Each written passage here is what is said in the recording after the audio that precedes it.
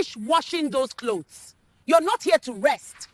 Yes, Mommy. They treated him like a house help. They never imagined he would change their lives forever. Welcome to my channel. Today's story will touch your heart. They looked down on this boy every day, not knowing he was their greatest blessing. In a small, quiet neighborhood on the edge of the city lived a little boy named Samuel. He was only 12 years old, but he already understood what hardship meant. Life was not easy for him, but he never complained, because he had one person who made his world feel warm. His grandmother. Her name was Mama Rose. She was old, gentle, and soft-spoken. Even though their house was tiny, even though they didn't have much, Samuel always felt safe when she wrapped her arms around him. Every morning, Samuel woke up early, swept their small compound, and heated water for his grandmother. Then she would sit on her wooden chair, smile at him and say, "Samuel, my child, you are the reason I keep going." Samuel loved helping her. He fetched water from the community tap. He washed plates. He helped her cut vegetables and listened carefully as she told him stories from her youth. At night, after they ate their simple dinner of gari or rice, Mama Rose would open her old Bible and read to him. "Always be kind," she told him, "even when life is unkind to you." And Samuel listened. He tried his best to be a good boy. But slowly something started to change.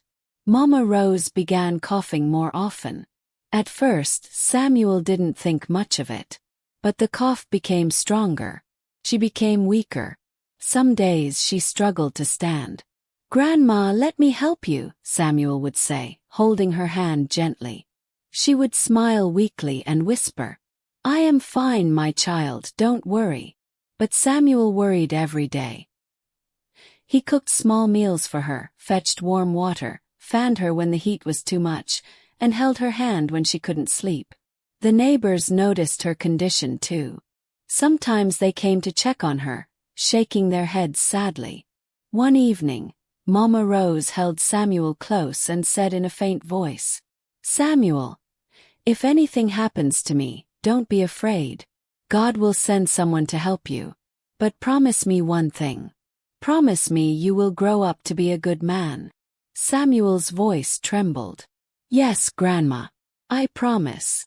He didn't want to think about losing her. But soon, the worst happened. One cold night, Mama Rose struggled to breathe. Samuel sat beside her, tears in his eyes, calling her name softly. "Grandma. Please stay with me, don't leave me." She opened her eyes slowly, touched his cheek, and whispered the last words he would ever hear from her lips. "My child. I love you." Then her hand slipped from his. Her eyes closed. And she didn't wake up again. Samuel broke down crying, shaking her gently, begging her to open her eyes. "Grandma, please, don't go. Don't leave me." His voice echoed in the small room. The neighbors rushed in when they heard him crying. They found the boy curled beside her body, refusing to let go. They tried to comfort him, but he cried until his voice became weak. Mama Rose was gone. The only family he had in the whole world had left him. The neighbors covered her body gently and took her away for burial. Samuel followed them quietly, tears dripping down his face. When the burial was over, the neighbors gathered around him. "What will we do with this boy?" one woman asked. "He has no mother or father," another whispered. "Who will take him?" someone else said. Some people suggested sending him to an orphanage. Others said they could not afford to feed another child. Samuel sat alone in a corner, staring at the ground. His small hands trembled. He didn't know where he would sleep that night. Then a churchwoman arrived. She had heard about Mama Rose's passing and came to pay her respect. When she learned that Samuel had no one left, her heart softened. "I know a family in the city," she said. "They need someone to help in their house. They might take him in." The neighbors turned to Samuel. "Samuel, go with her," they said gently. She will help you. The churchwoman held his hand. Don't be afraid, my child. You will be fine. Before leaving, Samuel walked alone to his grandmother's small grave. He knelt down, touched the fresh soil, and whispered, "Grandma, I will make you proud." Then with slow steps and a heavy heart, he followed the woman toward a future he didn't know. The journey to the city felt long for Samuel. He held his small bag tightly as the churchwoman led him through busy streets filled with cars, tall buildings, and noise he wasn't used to. Everything looked strange and scary. "Don't be afraid," the woman told him softly. "You will be fine." Finally, they stopped in front of a big, beautiful house with tall flowers by the gate.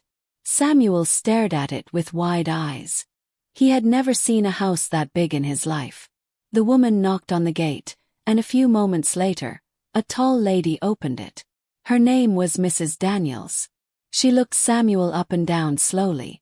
Her eyes went from his worn-out slippers to his small old bag. Then she frowned. "This is the boy?" she asked, her voice sharp. "Yes," the churchwoman replied gently. "Please take good care of him. He has no one left." Mrs. Daniels forced a smile. Not a warm smile, but one that said she wasn't pleased. "Well, come in," she said. Samuel stepped inside and looked around. Everything was clean, bright, and new. Nothing like the world he came from. He followed Mrs. Daniels into the living room. The chairs shined, the floor sparkled, and he felt scared to even step inside. Just then, someone came down the staircase. A boy wearing expensive clothes, clean sneakers, and carrying a tablet in his hand. This was David, their only child. He was 15 years old, well-fed, proud, and confident. When he saw Samuel, he stopped and stared for a long moment. Then, with a smirk, he said loudly, "Who is this one? Why does he look like that? Mummy, is he our new house help?" Mrs. Daniels didn't correct him. She simply said, "Go and sit down. Let me handle this." Samuel's heart dropped. He felt small, embarrassed, and unwanted. Mr. Daniels arrived shortly after. A man with a serious face and a voice so deep it filled the whole room. He looked at Samuel once and said, "Well, he will be useful around the house. He looks strong. Let's hope he works well." Samuel swallowed hard and nodded. Mrs. Daniels led him down a small hallway. She opened a door near the kitchen. "You will sleep here," she said. Samuel looked inside. It wasn't a real bedroom.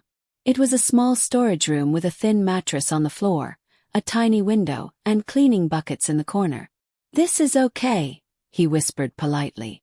Mrs. Daniels handed him a broom. "Start by sweeping the living room. Make sure you do it well. In this house we like things clean." Samuel nodded and went straight to work.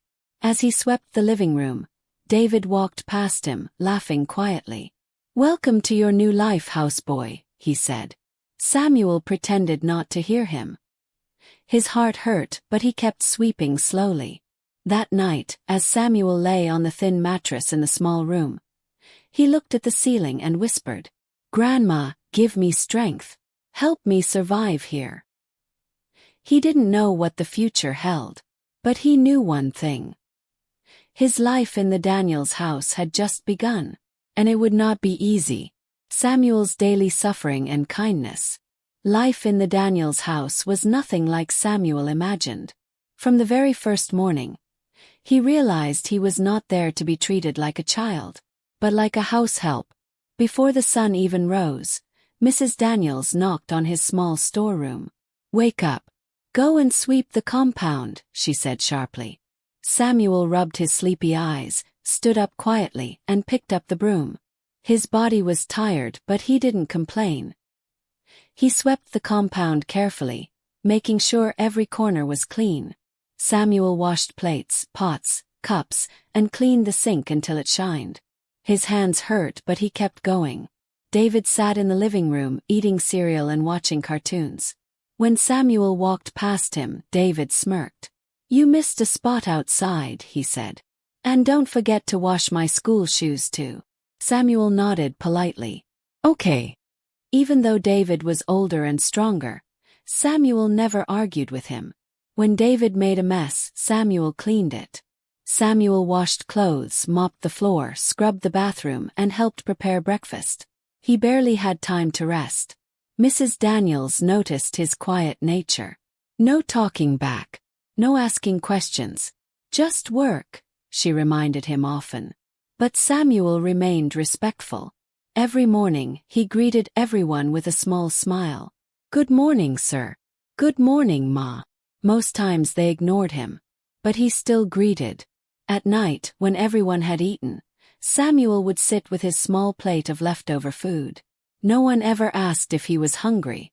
No one cared if he had enough. Samuel remained kind. One day, David was struggling with his school homework. He threw the book on the floor angrily. I don't understand this nonsense, he shouted. Samuel picked up the book gently. If you want, I can help you, he said softly. David rolled his eyes. You help me. You're a houseboy. But Samuel explained the answer calmly, step by step. Within minutes, David understood the work perfectly. He was surprised, but he pretended not to be. Whatever, David said, grabbing his book and walking away. He didn't say thank you or smile, but deep inside, he knew Samuel was smart. Samuel didn't realize it, but little by little, his gentle heart was beginning to touch the people around him, even if they didn't show it yet. Every night before sleeping, Samuel whispered a quiet prayer, asking God for strength and kindness. One Saturday morning, Samuel swept the living room quietly. He had learned to move silently because the Daniels family disliked noise, especially Mr. Daniels, the always stressed real estate agent, and Mrs. Daniels, a makeup artist who hated anything out of place. Just as Samuel finished sweeping a corner, the gate opened. A warm, smiling woman stepped in. This was Auntie Grace, Mr. Daniels' younger sister. The moment she walked into the house, she noticed Samuel. Hello, dear, she said kindly. Samuel bowed slightly. Good morning, Ma. Mrs. Daniels walked in from the kitchen. Grace, you came early. Auntie Grace hugged her, then looked back at Samuel. Who is this boy? Mrs. Daniels shrugged. Oh, he's someone helping us in the house.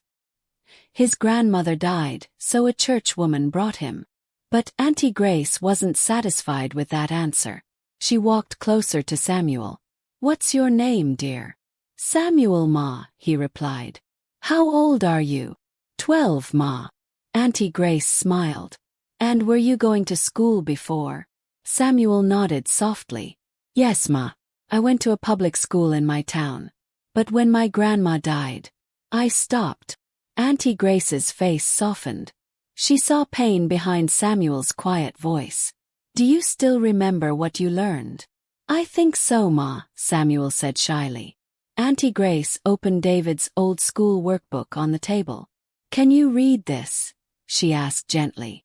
Samuel read the passage fluently. Not too fast, not too slow. Just like a child who had been taught the basics and loved learning. Auntie Grace looked impressed. She turned the page and pointed to some math problems. Can you solve these ones? Samuel took the pencil and solved them one by one. Auntie Grace raised her eyebrows. This boy is good. Mrs. Daniels crossed her arms. Well, maybe he learned a little in that public school of his. But Auntie Grace shook her head. No, this is more than a little. This boy is brilliant. Samuel looked down shyly. Auntie Grace turned to Mrs. Daniels. Why is he not in school now? Mrs. Daniels sighed. Grace, please. You know school fees are expensive. We already pay for David's private school. Auntie Grace frowned. So he works in the house all day. No learning. No books. He helps me, Mrs. Daniels said defensively. And I feed him. Auntie Grace shook her head. That's not enough. Not for a child like this. She held Samuel's shoulder gently. Samuel. Do you want to go back to school? Samuel nodded slowly, his eyes shining. Yes, Ma. I want to learn again. Auntie Grace smiled. Then you will. I'll take care of everything. Mrs. Daniels tried to protest. But Grace. No, Auntie Grace said firmly. This boy deserves a chance. You and your husband have enough on your plate. Let me help. Samuel felt tears forming in his eyes. Hope, something he hadn't felt in a long time, finally returned. That night, before falling asleep on his thin mattress, he whispered, "Grandma, maybe God really heard my prayers." A week after Auntie Grace's visit, life began to change for Samuel in a way he never expected. One morning, she arrived at the Daniels' house and said gently, "Samuel, get ready. We are going to your new school today." Samuel blinked in surprise. "Me? School?" "Yes, dear," she smiled. "You deserve to learn again." Mrs. Daniels stood aside watching, pretending not to care. David folded his arms and whispered, "Why is this houseboy going to school?" Samuel didn't answer. He just picked up his small bag and followed Auntie Grace quietly. The school was a small, affordable private school not far from the neighborhood. It wasn't fancy, but it was clean, well-organized, and filled with happy children. A few days later, Auntie Grace took Samuel there to complete his enrollment. She met the principal, filled out the forms, and paid the school fees. The teacher smiled warmly at Samuel as he stood quietly beside her. His hands clasped, feeling nervous but hopeful. When everything was done, the school gave them Samuel's new uniform and explained the other items he would need. As they stepped out of the school compound, Auntie Grace smiled and said, "Now let's get the remaining things." They went to a nearby shop and bought a school bag, lunch bag, notebooks, pencils, socks, and polished black shoes. Everything was brand new, and to Samuel they felt like gifts sent straight from heaven. When they returned home, Samuel held the uniform tightly, smiling for the first time since his grandmother died. Mrs. Daniels forced a nod. "Congratulations," she muttered, though doubt still lingered in her eyes. David scoffed and walked away, confused by the attention Samuel was getting. The next morning, Auntie Grace came to pick Samuel up for his first day. He wore his uniform proudly. "Are you ready?" she asked, adjusting his collar. "Yes, Ma," he replied with quiet excitement. Back at the school, children laughed and ran across the compound. Samuel looked around nervously as the sounds filled the air.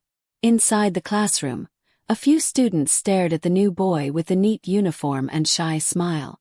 The teacher welcomed him kindly and showed him where to sit. After a few minutes, the teacher wrote a math problem on the board. While most of the class looked confused, Samuel slowly raised his hand. He walked to the board and solved it correctly, and the teacher smiled. "Well done. Class, clap for him," she said. The children clapped, whispering in surprise. Later, Samuel read his passage clearly, and the teacher said warmly, "You are very bright, Samuel. I'm glad you're here." By the end of the week, the whole school had noticed him.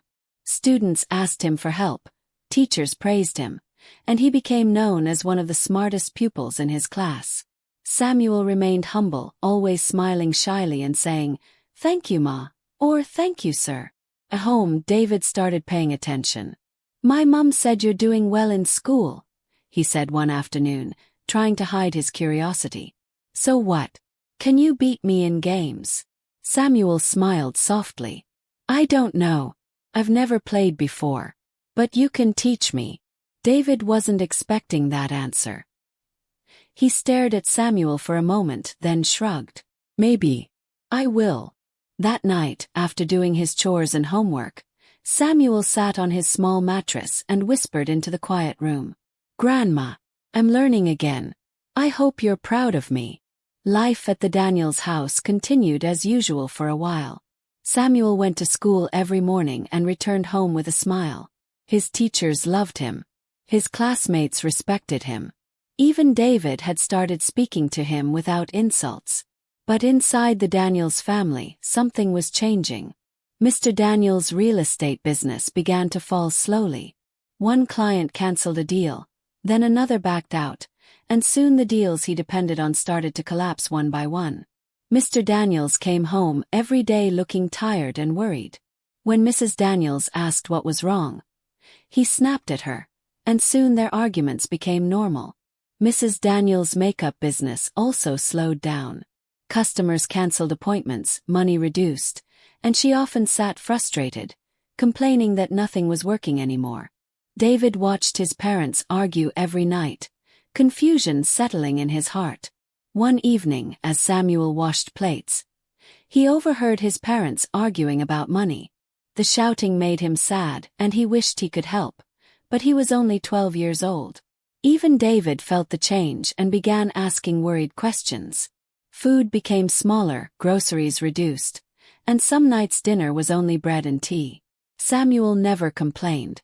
One afternoon, Mr. Daniels sat on the couch staring at a file, looking tired and defeated, as Samuel passed by quietly with the laundry. "Sir, are you okay?" Samuel asked softly. Mr. Daniels only sighed, saying nothing. Mrs. Daniels became short-tempered, getting angry over small mistakes. One evening she shouted at Samuel, and he bowed his head quietly. "I'm sorry, Ma." David noticed the tension and stopped teasing Samuel. He grew quieter and sometimes asked if things would get better, and Samuel always answered gently that they would. Day by day things grew worse. Bills piled up, bad calls came in, and Mr. Daniels lost another major client. The house felt heavy and cold, and at night Mrs. Daniels cried quietly. Though Samuel heard, and each time his heart broke a little more. He wished he could fix everything and repay the kindness of the home he was given. The Daniels home grew heavier every day. Mr. Daniels barely slept, worried about his failing business. Mrs. Daniels stressed over bills, and David stayed quiet and confused. Samuel watched everything with concern, wishing he could help, even though he was only 10. One afternoon, Mr. Daniels rushed into the living room in panic, holding a thick file. "This document must be ready before tomorrow," he muttered, fear all over his face. As Samuel passed by, something in the document caught his eye. A date didn't match. A signature looked different. "Sir, may I look at this page?" Samuel asked gently. Mr. Daniels snapped at first, but moments later, confused and desperate, he handed it to him. Samuel read carefully, then looked up. "The date here is wrong, sir. And this signature doesn't match the others." Mr. Daniels froze. He checked again, and again. Samuel was right. The mistake could have ruined him completely. He dropped into a chair, shaken. "How did you notice this?" he asked quietly. "My grandma taught me to always check small details," Samuel replied. That was the moment everything changed. That evening, Mr. Daniels sat quietly, thinking. For the first time, he saw Samuel not as a househelp, but as a gift God had placed in his home. "Samuel, thank you," he said softly. When Mrs. Daniels heard what happened, she was speechless. She looked at Samuel with guilt and respect. Even David whispered, "You're really smart." The house felt different that night. Later, Mr. Daniels went to Samuel's small room for the first time. Seeing the thin mattress and cleaning tools broke his heart. "Samuel, I'm sorry," he said. "You're a child. We treated you wrongly." Mrs. Daniels joined them, tears in her eyes. "I'm sorry too," she said. "And yet you still helped us." Samuel shook his head gently. "I was just doing what my grandma taught me, to be kind." Mrs. Daniels hugged him tightly. "You are a good child," she whispered. "From today, things will be different." And for the first time since his grandmother died, Samuel felt truly loved. The next morning, Samuel woke up to something completely unexpected. Mrs. Daniels knocked on his door, gently this time. "Samuel, good morning," she said warmly. "Your breakfast is on the dining table. Come and eat with us." Samuel blinked. "Eat, with you?" "Yes," she smiled. "With us." He walked into the dining room slowly, feeling out of place. But the moment he sat down, Mr. Daniels passed him juice, and David pushed a plate closer. You're part of the family now, David said quietly. And I'm sorry for how I treated you too. Samuel smiled shyly. It's okay. But inside his heart, meant everything. From that day, Samuel's life changed. He ate proper meals, worked less, and had time to study. Mrs. Daniels bought him new clothes, Mr. Daniels gave him a rail bed, and David treated him like a friend. For the first time since Grandma died, Samuel felt like he belonged. But his journey was far from over. The blessing he carried was only beginning to grow. Time moved quickly in the Daniels' home. Samuel grew taller and more confident, excelling in school and earning the respect of teachers and classmates. At home, Mrs. Daniels treated him warmly. Mr. Daniels asked about his day, and David treated him like a brother. Samuel's world was finally peaceful. But the Daniels family was still struggling. Even after the mistake was fixed, business was still slow. One evening, as the family talked quietly about their problems, Samuel listened nearby. Mr. Daniels sighed about an important presentation the next day. David suggested Samuel could help, and Samuel gently offered to check for mistakes. After a brief pause, Mr. Daniels nodded. Come, Samuel. Help me look through it. Samuel sat beside him and reviewed the file carefully, just as Grandma had taught him. After a moment, he pointed out unclear parts and wrong figures. Mr. Daniels looked again, nodded in shock, and corrected them immediately. The next morning he went for the presentation. Samuel stayed home, praying quietly. Hours later, Mr. Daniels walked into the house with wide eyes and a bright smile. I got the contract. Mrs. Daniels screamed in joy. David jumped up and down. Samuel stood and clapped shyly. Mr. Daniels rushed to him and pulled him into a hug. Samuel, you did it. You helped me win this. My boy, thank you. Samuel's heart felt warm. My grandmother always said, small things matter. From that moment, everything began to change. Clients returned, business improved, and even Mrs. Daniels' makeup work picked up. Soon, joy returned to their home, and they never forgot it. All began the day Samuel entered their lives. As the years passed, Samuel kept rising. He finished school at the top of his class, won awards, represented his school, and earned scholarships.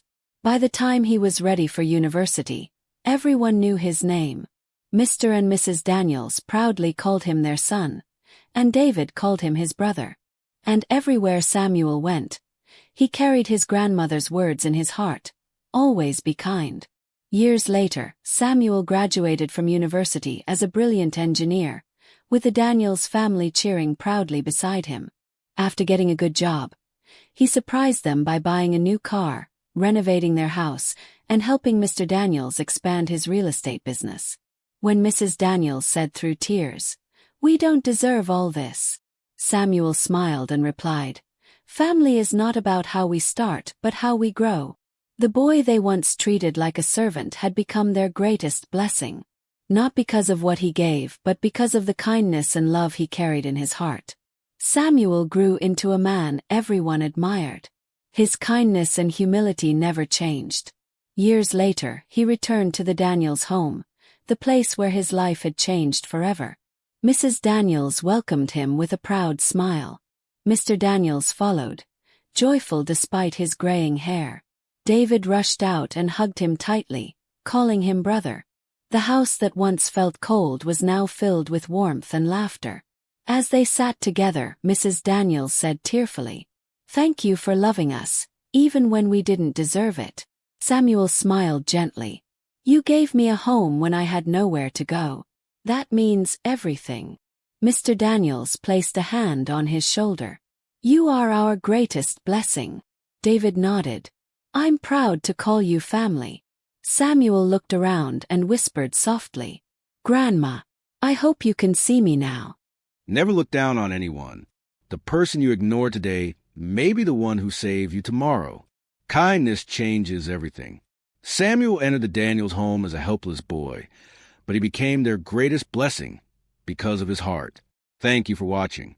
If you learned from this story, Don't forget to like, comment, share, and follow for more inspiring stories.